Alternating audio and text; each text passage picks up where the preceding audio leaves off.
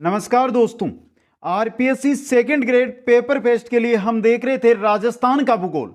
आज हमारी क्लास रहेगी 8 नंबर राजस्थान भूगोल की, जिसके अंदर हम देखेंगे राजस्थान की नदियों का पार्ट 2। दोस्तों, पार्ट 1 के अंदर जो बंगाल की खाड़ी में गिरने वाली नदियां हैं उनके बारे में हमने अध्ययन किया था। आज हम अध्ययन करेंगे अरब सागर में जल ले जाने वाली नदियां, यानी अरब सागर में गिरने वाली राजस्थान की नदियों के बारे में। दोस्तों, बहुत ही इंपॉर्टेंट टॉपिक रहेगा और एग्जाम यानी फेस्ट पेपर के अंदर आपको 1 या 2% नदियों से रिलेटेड मिलते हैं। तो ध्यान से, अगर आपने क्लास नंबर 7 जो राजस्थान की नदियों का पार्ट 1 है वो नहीं देखा है तो ध्यान से देखें और फिर इस क्लास को भी आराम से और समझ के साथ देखें। दोस्तों, इसी के साथ अगर आपने इतिहास और राजनीति विज्ञान पेपर पेस्ट के लिए नहीं देखी है क्लासें तो वो प्लेलिस्ट के अंदर मिल जाएगी, वहां से देख सकते हैं। नोट्स बनाना चाहते हैं तो PDF Kuchaman online classes app पर आपको मिल जाएगी। दोस्तों, तो चलते हैं दोस्तों आज की क्लास की ओर। एक बार सभी मित्र लाइक शेयर और जो नए साथी है वो चैनल को जरूर सब्सक्राइब करें। राजस्थान की नदियां, आज हम अध्ययन करने वाले हैं अरब सागर में गिरने वाली नदियों के बारे में। दोस्तों, अरब सागर में गिरने वाली नदियां, सबसे पहली नदी आ रही है हमारे माही नदी। पहली कौन सी नदी है अरब सागर में जो जल लेकर जाती है? वो है हमारी माही नदी। इसे बांगड़ की गंगा, मित्रों देखिए यहां पे माही नदी का नाम है ये बांगड़ की गंगा, कांठल की गंगा, आदिवासियों की गंगा। 3 गंगा, बांगड़ की, कांठल की और आदिवासियों की गंगा कहा जाता है माही नदी को। दक्षिणी राजस्थान की स्वर्ण रेखा नदी, दक्षिणी राजस्थान की स्वर्ण रेखा नदी किसको कहा जाता है? माही नदी को। ये चारों नाम इंपॉर्टेंट है मित्रों, सीधा क्वेश्चन यहां से भी आ सकता है। बांगड़ की गंगा किसको, कांठल की गंगा किस नदी को, आदिवासियों की गंगा किस नदी को, या दक्षिण राजस्थान की स्वर्ण रेखा किस नदी को कहा जाता है? दोस्तों, माही नदी को। यह राजस्थान की एकमात्र नदी है जो करक रेखा को 2 बार काटती है। करक रेखा है ना मित्रों, उसको इस प्रकार से काटती है, इस प्रकार से बहती हुई करक रेखा को 2 बार से ये काटती है। ये राजस्थान में उल्टा यू कैसे हो गया? इस प्रकार से बन गया ना, तो उल्टे यू आकार में जो यहां पे बताया गया है इस प्रकार से चलती है, आकार में प्रवाहित होती है। दोस्तों, राजस्थान के अंदर ये मध्य प्रदेश से जैसे ही घुसती है फिर वापस घूमती हुई गुजरात की ओर चली जाती है, मतलब उल्टे यू दिशा के अंदर ये बहती है। दोस्तों, अब बात करते हैं जो हमारी माही नदी है ये निकलती कहां से है, माही नदी का उद्गम कहां से होता है? दोस्तों, तो देखिए माही नदी का उद्गम, माही नदी मध्य प्रदेश में विंध्याचल पर्वत श्रेणी की अममोरू पहाड़ियों में स्थित मेहंद झील से निकलती है। माही नदी मेहंद झील से निकलती है। ये कहां पर है? अममोरू पहाड़ियां, जो विंध्याचल पर्वत श्रेणी की जो अममोरू पहाड़ियां हैं वहां पर स्थित है मेहंद झील, वहां से निकलती है आपकी माही नदी। कहां से? मध्य प्रदेश से। बाद में राजस्थान के बांसवाड़ा जिले में, राजस्थान का बांसवाड़ा जिला जो मध्य प्रदेश के साथ संलग्न है, वहां से खांदू के समीप प्रवेश करती है। बांसवाड़ा जिले में जगह है खांदू, वहां से यह राजस्थान के अंदर प्रवेश करती है। दोस्तों, तो मेहंद झील से निकलती है और बांसवाड़ा जिले के खांदू से राजस्थान में प्रवेश करती है। यह बांसवाड़ा व प्रतापगढ़, बांसवाड़ा और प्रतापगढ़ की सीमा बनाती है तथा बांसवाड़ा व डूंगरपुर के मध्य, बांसवाड़ा और प्रतापगढ़ फिर वापस यूं आकार में घूमती है ना, तो फिर बांसवाड़ा के चक्कर लगाती हुई बांसवाड़ा और डूंगरपुर के मध्य सीमा बनाती है। ये तो बांसवाड़ा प्रतापगढ़ और बांसवाड़ा डूंगरपुर के मध्य सीमा बनाने वाली नदी माही नदी है। बनाती हुई गुजरात में प्रवाहित होती हुई खंभात की खाड़ी में गिर जाती है। तो कौन सी नदी है जो राजस्थान के अंदर बांसवाड़ा से प्रवेश करती है, बांसवाड़ा प्रतापगढ़ और बांसवाड़ा डूंगरपुर के मध्य सीमा बनाते हुए खंभात की खाड़ी में गिर जाती है? कौन सी है? माही नदी है। दोस्तों, डूंगरपुर बांसवाड़ा माही नदी के विपरीत किनारों पर स्थित है। डूंगरपुर और बांसवाड़ा है ये माही नदी के दोनों विपरीत किनारों पर स्थित है। दोस्तों, यह हो गया उद्गम, और यह कहां पर जाकर गिरती है? खंबात की खाड़ी में दोस्तों। अब आगे हम बात कर रहे हैं कि माही नदी पर कौन कौन सी परियोजनाएं निर्मित है दोस्तों। तो बात करते हैं माही नदी पर निर्मित परियोजनाओं की। पहली, माही बजाज सागर परियोजना। पहली जो माही नदी पर परियोजना है वो है माही बजाज सागर परियोजना दोस्तों। यह एक बहुउद्देश्य नदी घाटी परियोजना है जो राजस्थान व गुजरात की संयुक्त परियोजना है। मित्रों, बहुत इंपॉर्टेंट क्वेश्चन बन सकता है यहां से। माही बजाज सागर परियोजना में राजस्थान का हिस्सा 45% है और गुजरात का हिस्सा 55% है। मित्रों, माही बजाज सागर परियोजना राजस्थान और गुजरात की संयुक्त परियोजना। राजस्थान का हिस्सा 45%, गुजरात का हिस्सा 55%। इस परियोजना के अंतर्गत माही नदी पर निम्न बांध बनाए गए। कौन कौन से बांध बने गए हैं माही बजाज सागर परियोजना के अंतर्गत? पहला बांध देखिए, पहला बांध है हमारा माही बजाज सागर बांध।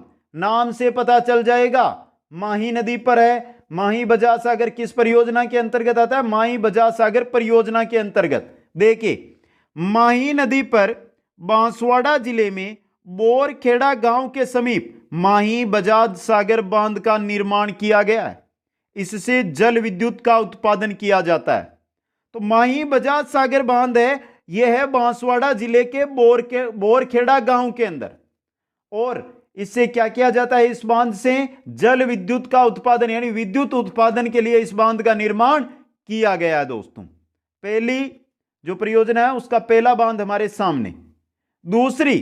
दूसरा बांध देखते हैं, तो दूसरा है कागदी पिकअप बांध।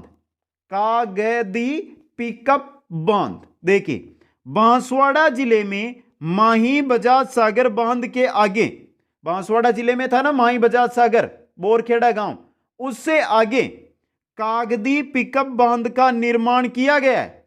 इससे 2 नहरें निकाली गई है जिनके द्वारा बांसवाड़ा व डूंगरपुर जिलों में सिंचाई की जाती है।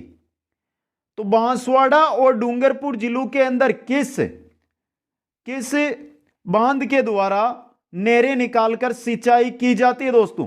पहली बात कि बांसवाड़ा और डूंगरपुर है जो ये नदी निकलती है, दोनों ओर है, दोनों ओर फैले हुए हैं। तो एक नहर निकाली गई है, एक नहर जो निकाली गई है उससे बांसवाड़ा में, दूसरी नहर से डूंगरपुर में। तो कागदी पिकअप बांध है, ये सिंचाई के लिए 2 नहरें निकाली गई है। मतलब किसके लिए? ये सिंचाई के लिए बांध बनाया गया है। और ये जो बोरखेड़ा के अंदर है ना माही बजाज सागर बांध, उससे थोड़ा सा आगे बनाया गया है कागजी पिकअप बांध दोस्तों। तीसरा बांध की अगर हम बात करें तो तीसरा हमारा बांध है वो है कडाना बांध। कौन सा है मित्रों? कडाना बांध। देखिए, कडाना बांध गुजरात में माही नदी पर कडाना बांध का निर्माण किया गया है। माही बजाज सागर परियोजना के अंतर्गत तीसरा बांध हम जो पढ़ रहे हैं, इनमें से जो 2 बांध थे वो कहां पे आ गए थे? हमारे बांसवाड़ा यानी राजस्थान में आ गए थे।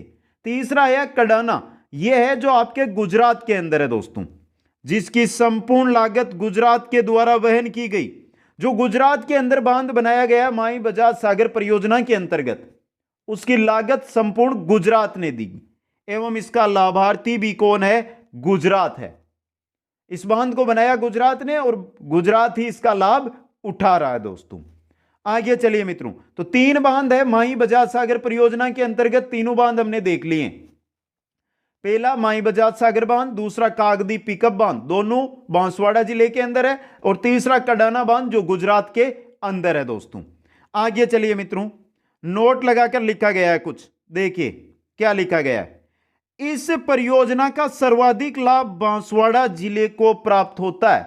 जो माही बजाज सागर परियोजना है ना, इससे सर्वाधिक लाभ मिल रहा है बांसवाड़ा जिले को। क्वेश्चन बनकर आ सकता है आपके लिए। आगे देखिए, बीका भाई सागवाड़ा नहर, यह क्वेश्चन भी एग्जाम में आया हुआ है दोस्तों। बीका भाई सागवाड़ा नहर से किस जिले में सिंचाई की जाती है? बहुत इंपॉर्टेंट क्वेश्चन है, यहां पे स्टार बनाया हुआ है आपके लिए। इसके द्वारा डूंगरपुर जिले में सिंचाई की जाती है। तो बीका भाई सागवाड़ा नहर है ना, इसके द्वारा माही नदी से निकलती है और इसके द्वारा डूंगरपुर जिले में सिंचाई की जाती है। अब आगे हम बात करते हैं माही नदी की मुख्य सहायक नदियों की। माही नदी की मुख्य सहायक नदियां, देखिए सोम, जाकम, अनास, हरण, चाप, इरु, मोरेन। सोम, जाखम, अनास, हरण, चाप, इरु और मोरेन, ये माही नदी की मुख्य सहायक नदियां हैं दोस्तों। वापस देख लें, सोम, जाखम, अनास, हरण, चाप, इरु और मोरेन। याद रखने, चाप नदी किसकी सहायक नदी है? माही की। इरु किसकी सहायक नदी है? माही की। क्वेश्चन बनकर आ सकता है सीधा दोस्तों। आगे देखिए कुछ जानकारी। बेणेश्वर धाम, क्वेश्चन आता है कहां पर स्थित है? तो देखिए बेणेश्वर धाम डूंगरपुर जिले में सोम, माही तथा जाखम नदियों के, सोम और जाखम नदियां माही की सहायक नदियां हैं, और ये दोनों जहां पर आकर मिलती है माही से, वहां पर है मित्रों, क्या है? बेणेश्वर धाम।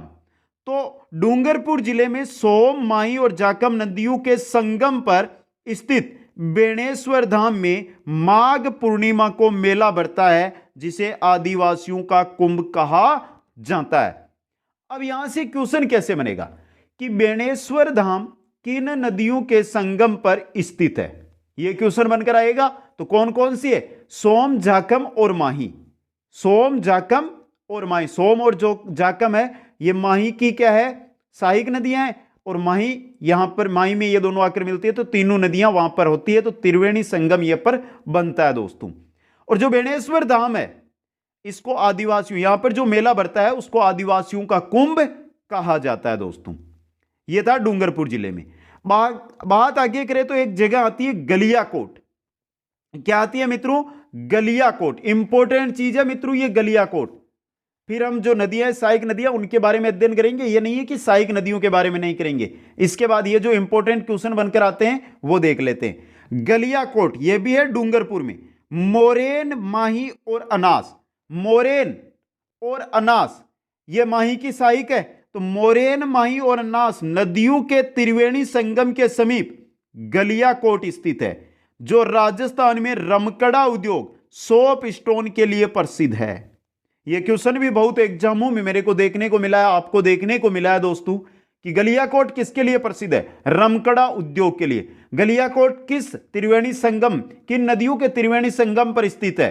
मोरेन, माही और अनास। मोरेन, माही और अनास। बेणेश्वर धाम किन नदियों पर था? किन पर था? सोम, माही और जाखम। सोम, माही और जाखम। गलियाकोट है मोरेन, माही और अनास नदियों पर। यहां पे देखिए गलियाकोट मुस्लिम धर्म के दाऊदी बोरा संप्रदाय का एक प्रमुख केंद्र है, जहां पीर फखरुद्दीन की मजार निर्मित है। गलियाकोट एक तो रमकड़ा उद्योग के लिए, दूसरा दाऊदी बोरा संप्रदाय का यहां पर केंद्र है। पीर फखरुद्दीन की मजार भी यहां पर है दोस्तों।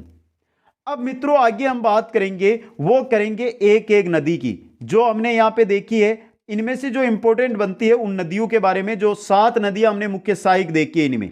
तो सबसे पहले हमारे आएगी सोम नदी दोस्त। बात करेंगे सोम नदी।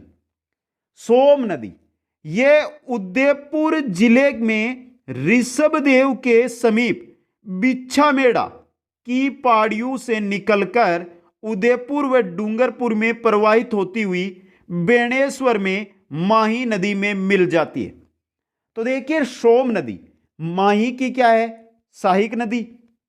अब देखिए यहां पे ये निकलती कहां है, कहां से है? ये निकलती है बिच्छामेड़ा की पहाड़ियों से, जो है उदयपुर जिले में। उदयपुर जिले में ऋषभदेव के समीप है बिच्छामेड़ा की पहाड़ियां, वहां से निकलती है सोम नदी। उदयपुर के बाद डूंगरपुर, और डूंगरपुर के अंदर ये बहती हुई जो बेणेश्वर धाम पढ़ा था हमने, वहां पर माही नदी के अंदर मिल जाती है दोस्तों। सोम नदी पर उदयपुर जिले में सोम कागदर परियोजना, इंपॉर्टेंट है ये सोम कागदर परियोजना। ये तो है उदयपुर जिले में सोम कागदर परियोजना, और डूंगरपुर जिले में सोम कमला अंबा परियोजना, सोम कमला अंबा परियोजना का निर्माण किया गया है दोस्तों। तो सोम नदी पर 2 परियोजनाएं आ गई है हमारे। उदयपुर जिले में सोम कागदर परियोजना और डूंगरपुर जिले में सोम कमला अंबा परियोजना।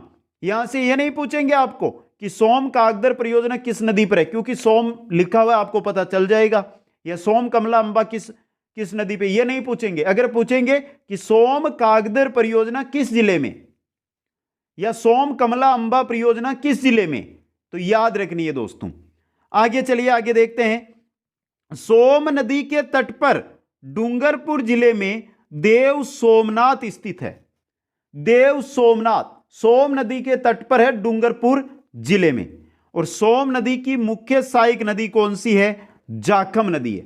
सोम नदी की मुख्य सहायक नदी जाखम नदी है दोस्तों। अब बात कर लेते हैं जाखम नदी की।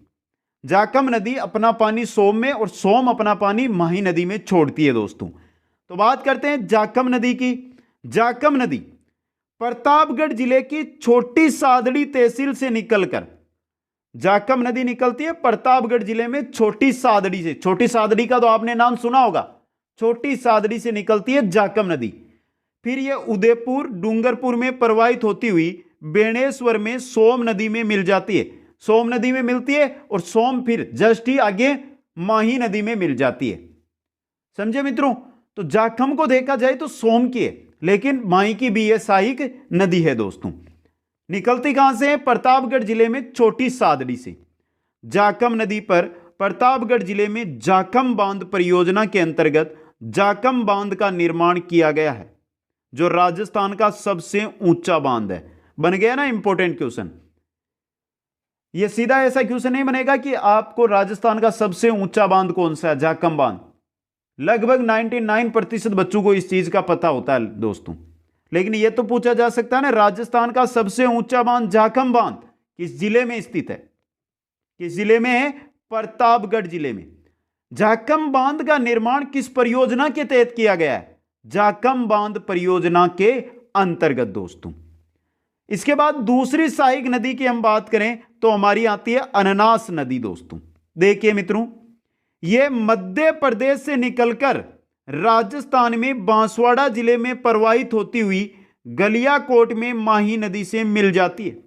अनास नदी है, यह मध्य प्रदेश से निकलती है, राजस्थान में बांसवाड़ा जिले में बहती है और फिर कहां पर? गलियाकोट के अंदर माही नदी में मिल जाती है। कौन सी मित्रों? अन्नास नदी। अन्नास की जो मुख्य सहायक नदी है वो है आपकी हरण। मुख्य सहायक नदी हरण दोस्तों। अब देखिए आराम से, यहां से अन्नास की मुख्य सहायक नदी है हरण, तो हरण माही की भी सहायक हो गई। तथा आगे देखिए, अनास व हरण के संगम के समीप बांसवाड़ा जिले में अनास जल विद्युत परियोजना का निर्माण किया गया है। अनास और हरण का जो संगम है उसके समीप बांसवाड़ा जिले के अंदर अनास जल विद्युत परियोजना का निर्माण किया गया है। अनास जल विद्युत परियोजना किस जिले में है? बांसवाड़ा जिले में। यह थी हमारी माही नदी जो अरब सागर में अपना पानी छोड़ती है। आगे की दूसरी नदी आएगी हमारे साबरमती नदी। इंपॉर्टेंट नदी रहेगी साबरमती नदी। देखिए मित्रों, यह उदयपुर जिले में अरावली की पहाड़ियों से निकलकर गुजरात में प्रवाहित होते हुए खंबात की खाड़ी अरब सागर में गिर जाती है।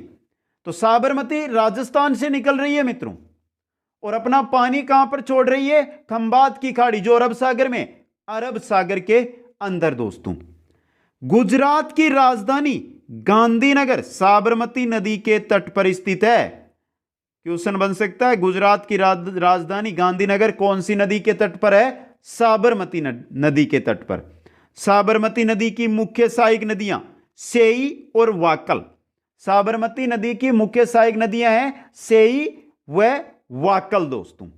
अब देखते हैं सेई और वाकल के बारे में। तो मित्रों देखिए, सेई नदी पर उदयपुर जिले में सेई बांध परियोजना का निर्माण किया गया है। साबरमती की सहायक है सेई और सेई पर उदयपुर जिले के अंदर निर्माण किया गया है सेई बांध परियोजना का। इसका मुख्य उद्देश्य क्या है यह ध्यान देनी है आपको। इसका जो सेई बांध बनाया गया है इसका मुख्य उद्देश्य क्या है दोस्तों? जिसका मुख्य उद्देश्य जवाई बांध में पानी की आवक को बनाए रखना। मतलब जवाई बांध के अंदर पानी है उसकी कमी ना हो, इसलिए सेई बांध बनाया गया है, सेई बांध परियोजना का निर्माण किया गया है, जिससे जवाई जो बांध है उसमें पानी फुल बना रहे दोस्तों। सही पहली। दूसरी है वाकल। वाकल नदी उदयपुर जिले में गोगुंदा की पहाड़ियों से निकलती है। वाकल नदी निकलती है गोगुंदा की पहाड़ियों से तथा गुजरात की सीमा के समीप साबरमती नदी में मिल जाती है। जैसे ही गुजरात की सीमा के समीप पहुंचती है ये गोगुंदाई पहाड़ियों से निकलकर, तो किस में मिल जाती है मित्रों? ये मिल जाती है साबरमती नदी के अंदर। आगे देखिए मित्रों, वाकल नदी के लिए इंपॉर्टेंट, वाकल नदी पर मानसी वाकल परियोजना का निर्माण किया गया है। वाकल नदी पर है ये मानसी वाकल परियोजना। जो वाकल एवं उसकी सहायक नदी है मानसी, वाकल की सहायक है मानसी, वाकल की सहायक है मानसी। इन दोनों नदियों पर मानसी वाकल परियोजना का निर्माण किया गया है। यह राजस्थान सरकार का 70% और हिंदुस्तान जिंक लिमिटेड का 30% की संयुक्त परियोजना है। यह इंपॉर्टेंट क्वेश्चन बन सकता है आपके कि जो मानसी वाकल परियोजना है उसमें राजस्थान सरकार की हिस्सेदारी कितनी है या हिंदुस्तान जिंक लिमिटेड की हिस्सेदारी कितनी है? 70 और 30%। लेकिन क्वेश्चन यह भी तो बन सकता है मानसी वाकल परियोजना में राजस्थान सरकार के साथ और किसकी हिस्सेदारी है? हिंदुस्तान जिंक लिमिटेड की दोस्तों। यह इंपॉर्टेंट क्वेश्चन आपके लिए बन सकता है। अब बात करते हैं जो ये परियोजना यहां पर है मानसी वाकल परियोजना, इसके द्वारा क्या होता है। तो इस परियोजना के अंतर्गत उदयपुर शहर को पेयजल की आपूर्ति की जाती है। मानसी वाकल परियोजना के द्वारा जो उदयपुर शहर है उसको जलापूर्ति की जाती है। साथ ही जल सुरंग के द्वारा पिछोला झील में पानी डाला जाता है। उदयपुर शहर को पानी पीने के लिए देते हैं मानसी वाकल परियोजना से, और जो पिछोला झील है उदयपुर में उसमें पानी की कमी होती है तो उसमें सुरंग के द्वारा पानी भी डाला जाता है। इस परियोजना में 4.6 किलोमीटर लंबी जल सुरंग का निर्माण किया गया है, जो वर्तमान में भारत की सबसे लंबी जल सुरंग है। तो मानसी वाकल परियोजना के द्वारा पिछोला झील में जल डाला जाता है, उसके लिए जल सुरंग बनाई गई है। उसकी लंबाई कितनी है? 4.6 किलोमीटर दोस्तों, समझे। अब यहां पे नीचे देखिए, थोड़ी सी जानकारी यहां पे देखिए। देवास द्वितीय परियोजना, इसको समझिए आप। देवास द्वितीय परियोजना, इसका नया नाम है मोहनलाल सुकाड़िया देवास जल परियोजना। देवास द्वितीय परियोजना, इसका नया नाम आया है मोहनलाल सुकाड़िया देवास जल परियोजना। समझना इसको। इस परियोजना के अंतर्गत आकोदड़ा व बूजड़ा नदियों का जल सुरंग के द्वारा पिछोला झील तक लाया जाएगा। दो नदियां हैं, एक है आकोदड़ा, दूसरी है बूजड़ा। इन दो नदियों का जो जल है वो मोहनलाल सुकाड़िया देवास जल परियोजना के द्वारा पिछोला झील में इसका पानी लेकर आया जाएगा। इस परियोजना में 11.05 किलोमीटर लंबी जल सुरंग का निर्माण किया जाना प्रस्तावित है। निर्माण के पश्चात यह भारत की सबसे लंबी जल सुरंग होगी। वर्तमान में तो मानसी वाकल वाली है जो पिछोला झील में पानी लेकर आती है, लेकिन जैसे ही आपकी मोहनलाल सुकाड़िया देवास जल परियोजना पूरी हो जाएगी, इसकी जो जल सुरंग है वो पूरी बन जाएगी, तो उसके बाद भारत की सबसे लंबी जल सुरंग ये हो जाएगी, जिसकी लंबाई होगी 11.05 किलोमीटर दोस्तों। ये थी हमारी साबरमती नदी। इसके बाद आगे चलते हैं, हमारे नदी आती है पश्चिमी बनास दोस्तों। कौन सी नदी है? पश्चिमी बनास। पश्चिम बनास नदी सिरोही जिले में अरावली की पहाड़ियों से निकलकर गुजरात में प्रवाहित होती हुई लिटिल रन यानी कच्छ का रन में गिर जाती है। तो पश्चिम बनास निकलती है अरावली की पहाड़ियां, सिरोही जिले की अरावली की पहाड़ियों से, और गुजरात में बहती हुई कच्छ के रण के अंदर क्या हो जाती है? गिर जाती है दोस्तों। पश्चिम बनास पर सिरोही जिले में पश्चिम बनास परियोजना का निर्माण किया गया है। पश्चिम बनास परियोजना किस नदी पर है? पश्चिम बनास पर किस जिले में? सिरोही जिले में दोस्तों। आगे चलिए इसके बारे में और देखते हैं।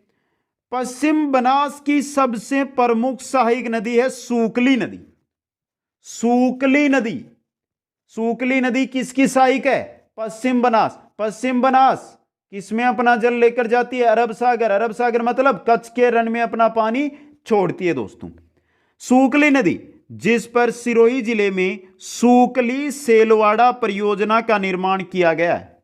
तो दो क्वेश्चन है, एक तो पश्चिमी बनास परियोजना और दूसरी है सूकली सेलवाड़ा परियोजना। ये दोनों के दोनों है सिरोही जिले में। पश्चिमी बनास तो पश्चिम बनास पर है और सूकली सेलवाड़ा परियोजना सूकली नदी पर है दोस्तों। यह थी पश्चिम बनास नदी। इसके बाद आती है लूनी नदी, सबसे इंपॉर्टेंट, और छोटा हो चाहे बड़ा एग्जाम हो, लूनी नदी से क्वेश्चन तो देखने को मिल ही जाता है दोस्तों। देखिए लूनी नदी, इसका प्राचीन नाम लवणवती नदी है। जो लूनी नदी है इसका प्राचीन नाम क्या है? लवणवती नदी दोस्तों। यह पश्चिमी राजस्थान की सबसे प्रमुख नदी है। जो लूनी नदी है यह पश्चिमी राजस्थान की क्या है? सबसे प्रमुख नदी है पश्चिमी राजस्थान की। देखिए क्यों है, यह निकलती कहां से? जो अजमेर के आना सागर झील के समीप, अजमेर के अंदर आना सागर झील है, उसके समीप स्थित है नागपाड़, दिखाई देता है वहां से आना सागर झील से सागरमती के नाम से निकलती है। लूनी नदी जब नागपाड़ से निकलेगी ना अजमेर वाले से, तो उस समय इसका नाम होता है सागरमती। क्या नाम होता है? सागरमती। तथा अजमेर जिले में सरस्वती नदी के मिलने के पश्चात फिर थोड़ी सी चलती है तो उसके बाद इसके अंदर सरस्वती नदी आकर गिरती है। सागरमती नदी में सरस्वती नदी गिरती है, गिरते इसका नाम हो जाता है लूनी नदी दोस्तों। पश्चात लूनी के नाम से अजमेर, नागौर, पाली, जोधपुर, बाड़मेर तथा जालोर में प्रवाहित होती हुई गुजरात के कच्छ के रण में गिर जाती है। अजमेर से निकलती है, अजमेर से नागौर जाती है, नागौर से पाली, पाली से जोधपुर, जोधपुर से बाड़मेर, बाड़मेर से जालोर और जालोर से गुजरात में प्रवेश करती है और उसके बाद कच्छ के रण में गिर जाती है। समझे मित्रों? आगे देखिए, तो लूनी नदी कहां से निकली है? नागपाड़, अजमेर से, जो आपके आना सागर झील के समीप स्थित है नागपाड़। लूनी नदी जब निकलती है इसका नाम क्या होता है? उसमें क्या नाम होता है? सागरमती। लूनी नदी का नाम लूनी कब बन जाता है? जब इसमें सरस्वती, सागरमती नदी में सरस्वती नदी आकर गिरती है दोस्तों। लूनी नदी का जल उद्गम से बाड़मेर के में बालोतरा तक मीठा होता है। उद्गम यानी नागपाड़ से लेकर बालोतरा, जो बाड़मेर में है बालोतरा शहर, वहां तक इसका जल है वो मीठा होता है, तथा बालोतरा के पश्चात इसका जल क्या हो जाता है? खारा हो जाता है दोस्तों। पुष्कर की पहाड़ियों में अत्यधिक वर्षा होती है तब बाड़मेर के बालोतरा में बाढ़ आ जाती है। यह क्वेश्चन, जब पुष्कर की पहाड़ियों में अत्यधिक वर्षा होती है तो राजस्थान में कहां बाढ़ आती है? कहां बाढ़ आती है मित्रों? बालोतरा, बाड़मेर में। कहां पर? बालोतरा के अंदर। राजस्थान के दो कस्बे जो अपने समीपवर्ती नदी के तल से नीचे स्थित है, कौन कौन से हैं? यह क्वेश्चन भी इंपॉर्टेंट बन सकता है आपके लिए मित्रों। कौन कौन से हैं? एक तो बालोतरा है जो लूनी नदी के तट पर है, दूसरा है हनुमानगढ़ जंक्शन जो गग्गर नदी के तट पर। ये एक तो हनुमानगढ़ जंक्शन और बालोतरा, ये दोनों अपनी जो नदियां हैं, तट की नदियां हैं, उनसे क्या है? इनका जो नदी है उसके तट से ये नीचे स्थित है। समझे मित्रों? नदी के तल से ये नीचे है दोस्तों। याद रखना है दोनों को, दोनों। बालोतरा लूनी नदी के तट पर और हनुमानगढ़ जंक्शन है गग्गर नदी के तट पर। इंपॉर्टेंट क्वेश्चन आपका यहां से बन सकता है। आगे चलिए, आगे देखते हैं मित्रों। लूनी नदी आर्द्र क्षेत्रों से शुष्क क्षेत्रों की ओर प्रवाहित होती है। आर्द्र यानी अजमेर जिला है या अजमेर की हम बात करें तो आर्द्र क्षेत्र में आता है। फिर ये जैसे ही आगे बढ़ती है तो नागौर, नागौर में जाती है, नागौर शुष्क क्षेत्र की ओर आ जाता है। तो जैसे ही आगे बढ़ती है तो नागौर की ओर जाती है, नागौर से फिर ये पाली में जाती है, शुष्क आ जाता है, जोधपुर शुष्क आ जाता है, बाड़मेर, जालोर सभी शुष्क क्षेत्रों में ये बहती है दोस्तों। लूनी नदी के तट पर बाड़मेर जिले में बालोतरा व तिलवाड़ा स्थान स्थित है। जो लूनी नदी है इसके तट पर दो स्थान है बाड़मेर में, एक तो बालोतरा है और दूसरा है तिलवाड़ा। बालोतरा की अजरक प्रिंट प्रसिद्ध है। जो बालोतरा है उसकी जो अजरक प्रिंट है वो प्रसिद्ध है दोस्तों। आगे चलिए मित्रों, आगे देखते हैं। लूनी नदी के द्वारा लूनी नदी के द्वारा जोधपुर जिले में जसवंत सागर पिचियाक बांध को जलापूर्ति की जाती है। तो जोधपुर जिले के अंदर है जसवंत सागर बांध या पिचियाक बांध, उसको जल की आपूर्ति कौन सी नदी करती है? लूनी नदी करती है, जो नागपाड़ अजमेर से निकलती है दोस्तों। अब बात करते हैं लूनी नदी की मुख्य सहायक नदियों की। लूनी नदी की मुख्य सहायक नदियां जोजड़ी, लीलड़ी, बांडी, सूकड़ी, जवाई, सागी। ये हड़ी हड़ी मिले ना तो समझ लेना लूनी की है ये सहायक नदी। जैसे जोजड़ी, लीलड़ी, सूकड़ी, ये सभी किसकी है? लूनी नदी की सहायक नदियां। पहली नदी सहायक नदी वो है जोजड़ी। अरावली पर्वत से नहीं निकलने वाली लूनी की एकमात्र सहायक नदी। लूनी नदी, जोजड़ी क्यों इंपॉर्टेंट बन जाती है लूनी की सहायक नदियों में? क्योंकि यह एकमात्र ऐसी नदी है जो अरावली पर्वत से नहीं निकलती, और एकमात्र ऐसी नदी दाहिने किनारे से लूनी नदी में गिरती है। दो की वजह से यह बहुत इंपॉर्टेंट है और क्वेश्चन भी इससे बहुत ज्यादा बनते हैं दोस्तों। जो जोजड़ी नदी है यह नागौर जिले से निकलकर जोधपुर में प्रवाहित होती हुई लूनी नदी में दाएं किनारे से मिल जाती है। एक पहला तो यह बन गया कि लूनी की निम्न में से कौन सी सहायक नदी है जो लूनी की सहायक नदी है लेकिन अरावली की पर्वत श्रृंखला से नहीं निकलती है।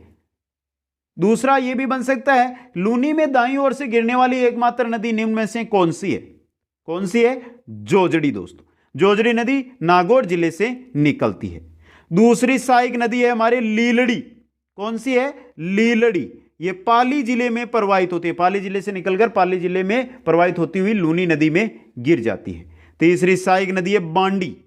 बांडी नदी पर पाली जिले में हेमावास बांध का निर्माण किया गया है। बांडी नदी पर हेमावास बांध बना हुआ है। बहुत इंपॉर्टेंट क्वेश्चन बन सकता है हेमावास बांध से। हेमावास बांध किस नदी पे है? बांडी नदी पे है। हेमावास बांध किस जिले में है? पाली जिले में है दोस्तों। चौथी सहायक नदी की बात करें तो हमारे आएगी सूकड़ी नदी। सूकड़ी नदी ये पाली जिले से निकलकर जालोर व बाड़मेर में प्रवाहित होती हुई लूनी नदी में मिल जाती है। सूकड़ी भी पाली जिले से निकल रही है लेकिन यह जालोर में बहेगी, बाड़मेर में बहेगी और बाड़मेर के अंदर लूनी नदी के अंदर मिल जाती है। पहले बताइए, हमने तीसरी नदी सहायक नदी पढ़ी थी बांडी। बांडी के ऊपर कौन सा बांध बनवाया गया है? अपने मन में सोच ले कौन सा बांध बनाया गया है, कमेंट भी कर दे साथ में। कौन सा बांध है? हेमावास बांध दोस्तों। सूकड़ी नदी पर जालोर जिले में बांकली बांध का निर्माण किया गया है जिसके द्वारा जालोर व पाली जिलों को जलापूर्ति की जाती है। तो सूकड़ी नदी पे कौन सा बांध बना है? बांकली बांध बना है। सूकड़ी नदी पे कौन सा बांध बना है? बांकली बांध। कौन से जिले में? जालोर जिले में। बांडी नदी पे कौन सा बांध बना था? हेमावास बांध, पाली जिले के अंदर। लेकिन बांकली बांध है यह है जालोर जिले में सूकड़ी नदी पर दोस्तों। बांकली बांध के द्वारा किनको जल की आपूर्ति की जाती है? जालोर व पाली को। नेक्स्ट हमारी सहायक नदी आती है जवाई नदी। कौन सी आ रही है? जवाई नदी। जवाई नदी पाली जिले से निकलती है, जालोर व बाड़मेर में प्रवाहित होते हुए लूनी नदी में मिल जाती है। जिस प्रकार सूकड़ी है पाली से निकलती है, जालोर और बाड़मेर में बहती हुई लूनी में गिरती है, उसी प्रकार जवाई नदी भी पाली से निकलती है, जालोर और बाड़मेर में बहती हुई लूनी नदी में गिर जाती है। जवाई नदी पर पाली जिले में जवाई बांध का निर्माण किया गया है। जवाई नदी है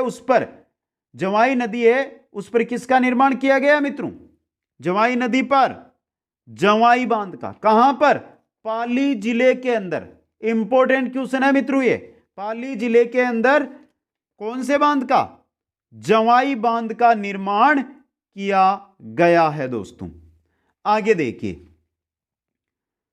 इसे मारवाड़ का अमृत सरोवर कहा जाता है। जो जवाई बांध है ना मित्रों, इसको मारवाड़ का अमृत सरोवर कहा जाता है। इंपॉर्टेंट क्वेश्चन बन सकता है, मारवाड़ का अमृत सरोवर किसको कहा जाता है दोस्तों? किसको कहा जाता है? जवाई बांध को। जवाई बांध को मारवाड़ का अमृत सरोवर कहा जाता है। आगे चलिए मित्रों, यह राजस्थान का सबसे लंबा बांध है। राजस्थान का सबसे लंबा बांध जवाई बांध। राजस्थान का सबसे लंबा बांध कौन सा है? जवाई बांध है। सबसे ऊंचा बांध कौन सा था? जाखम बांध। सबसे ऊंचा बांध कौन सा था? जाखम बांध। सबसे लंबा बांध जवाई बांध, जिसके द्वारा पाली, राजसमंद, सिरोही तथा उदयपुर जिलों को जलापूर्ति की जाती है। तो जवाई बांध सबसे लंबा बांध, पाली, राजसमंद, सिरोही और उदयपुर जिलों को जलापूर्ति की जाती है। दोस्तों आगे देखिए, जवाई की सहायक नदी, जवाई की सहायक नदी है बांडी, पर जालोर जिले में बांडी सेंदड़ा परियोजना का निर्माण किया गया है। जवाई की सहायक नदी है बांडी, और बांडी पर जालोर के अंदर बांडी सेंदड़ा परियोजना का निर्माण किया गया है। यहां से क्वेश्चन बनेगा कि बांडी है ये किसकी सहायक है? जवाई की। जवाई किसकी है? लूणी की। समझे मित्रों? बांडी सेंदड़ा परियोजना जवाई की किस सहायक नदी पर है? बांडी पर दोस्तों। और छठी सहायक नदी है सागी नदी। सागी नदी जालोर जिले में प्रवाहित होती है तथा बाड़मेर की सीमा के समीप लूणी नदी में मिल जाती है। जालोर से निकलती है, जालोर में बहती हुई बाड़मेर के समीप, सीमा के समीप ये लूणी नदी के अंदर सागी नदी है जो मिल जाती है। यह थी दोस्तों अरब सागर की ओर जल ले जाने वाली नदियां। अब मित्रों हमने बंगाल की खाड़ी की ओर जल ले जाने वाली पढ़ ली, अरब सागर की ओर जल ले जाने वाली पढ़ ली। बची है आंतरिक अफवाह वाली नदियां, जो हमारी नेक्स्ट क्लास में हम अध्ययन करेंगे। आज की क्लास आपको कैसी लगी कमेंट करके बताएं। वीडियो को लाइक, शेयर और जो नए साथी है चैनल को जरूर सब्सक्राइब करें। आप सभी को बहुत बहुत धन्यवाद। जय हिंद, जय भारत।